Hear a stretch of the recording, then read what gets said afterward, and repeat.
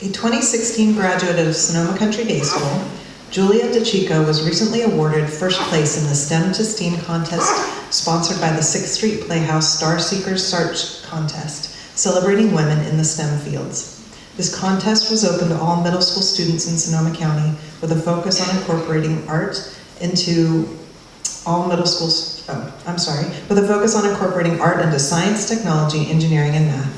For her winning entry, Julia programmed EV3 robots to translate art into music. She is taking her creative talents to Montgomery High School in fall 2016. Please give a warm welcome to Julia DiCicco.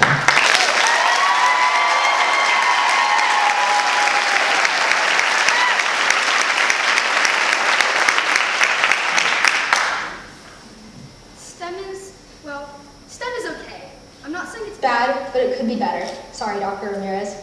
I believe art must have an equal place and be integrated into the pursuit of science, technology, engineering, and math. Without art, STEM doesn't reach its full potential because in these scientific fields, it can be expanded with creativity. Earlier this spring, I entered a STEAM-inspired art contest sponsored by the 6th Street Playhouse Theater in Santa Rosa. The Star Seekers contest had some simple guidelines. The art piece had to be created from any materials you wanted, and it had to be inspired by a female scientist. I worked hard on my art piece, and I ended up winning the competition. My inspiration was Ada Lovelace. I'm forgetting to do my slides, sorry about that. My inspiration was Ada Lovelace, a woman considered to be the first computer programmer. She worked with an early version of the computer created by the engineer Charles Babbage in the 1840s, which was sort of like a giant calculator. I am a computer programmer myself, and I'm on a robotics team, so Ada Lovelace seemed like the perfect woman to focus on. My project came into focus when I found this quote, which I will read to you. As you listen, remember the words computer and programming did not exist. Ada was describing what seemed at the time like an alien life form. The analytical engine might act upon other things besides number, or objects found whose mutual fundamental relations could be expressed by those of the abstract science of operations, and which should also be susceptible of adaptations to the action of the operating notation and the mechanism of the engine.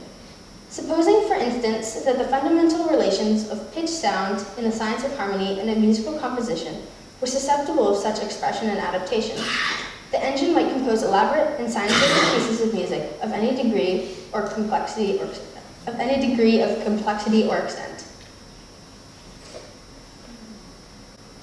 Here is a photo of part of my art piece.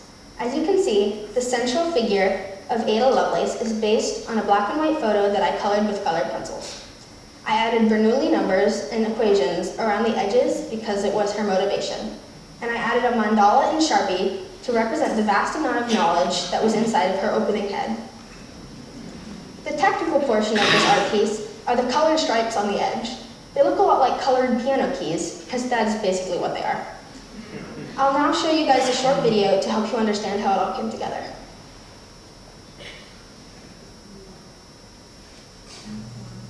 Hi, my name is Julia DiCicco, and I was inspired by the first computer programmer, Ada Lovelace. I had created these two robots and programmed them to portrait and play the song Ode to Joy.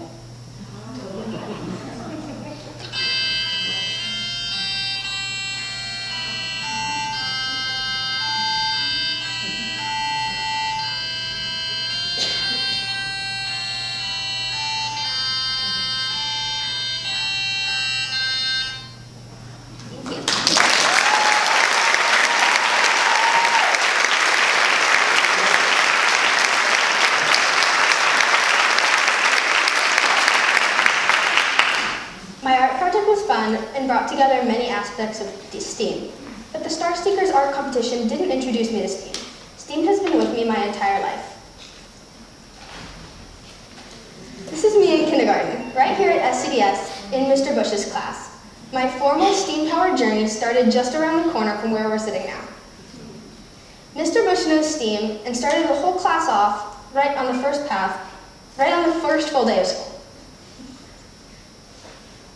On that fall of 2008, 20 of what would become my dearest friends all went outside to learn about the Big Bang Theory in a creative and art-inspired way.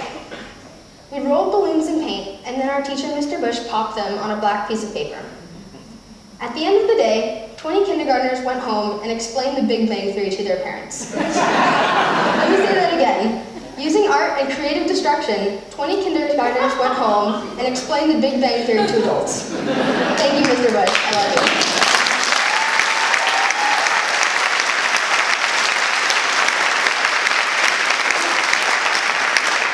Today, girls and women are excelling in all fields and endeavors, but it hasn't always been so.